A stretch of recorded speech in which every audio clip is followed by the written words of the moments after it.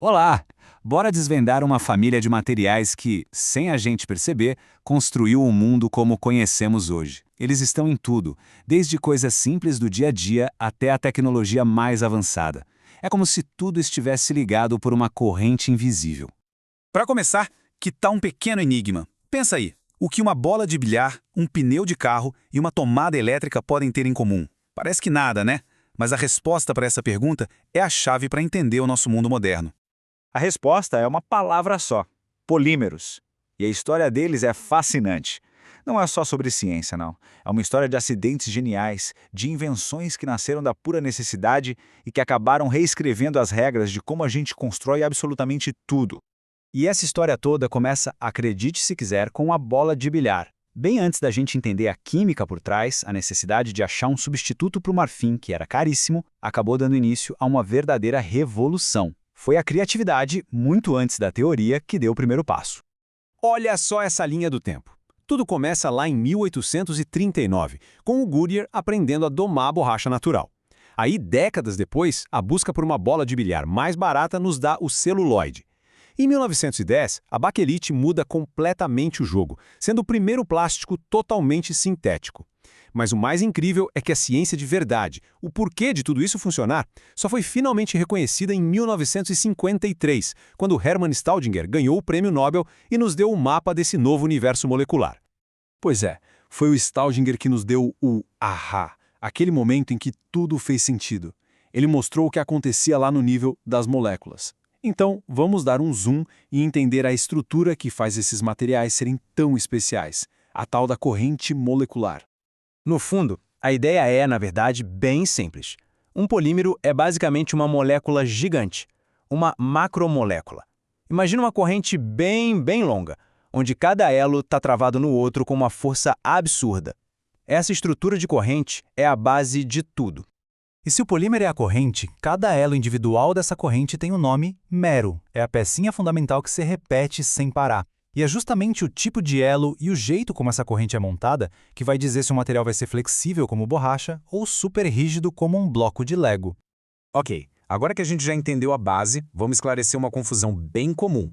A gente costuma usar as palavras polímero e plástico como se fossem a mesma coisa, né? Mas na verdade, existe uma diferença importante entre elas.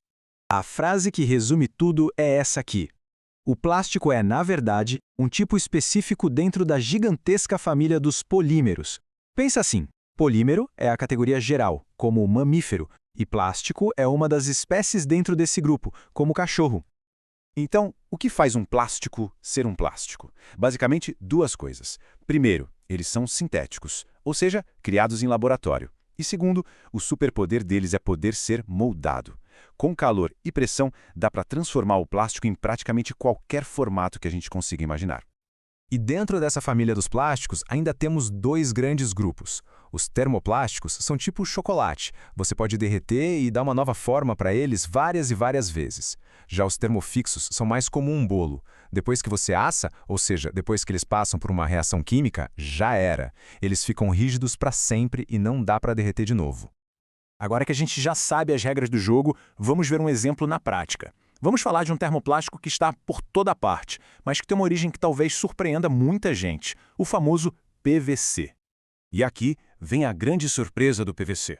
Quando a gente pensa em plástico, a primeira coisa que vem à mente é petróleo, certo? Mas olha só isso, a maior parte do PVC, 57%, vem de uma coisa muito mais comum, sal de cozinha. É isso mesmo, um plástico feito, na maior parte, de sal. E essa receita única, misturando sal e petróleo, dá uns superpoderes para o PVC. Ele é incrivelmente durável, pense em canos de água que duram mais de 50 anos. É super resistente, seguro contra fogo, um ótimo isolante. Resumindo, é um material de construção quase perfeito.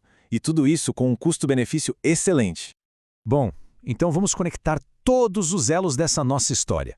Fomos da bola de bilhar até a ciência molecular e chegamos nos materiais do nosso dia a dia. Mas no fim das contas, qual é a grande lição? A grande lição é essa. A jornada que começou com um problema bem prático, como fazer uma bola de bilhar mais barata, acabou nos dando o código para construir o mundo moderno. Essas correntes moleculares são a espinha dorsal invisível de quase tudo que a gente toca e usa hoje. É uma prova incrível do poder da curiosidade, né? Um problema do dia a dia levou a uma ciência que revolucionou tudo. E isso nos deixa com a pergunta final. Essas correntes construíram o nosso mundo, mas a história não para por aqui. Qual será o próximo elo dessa corrente?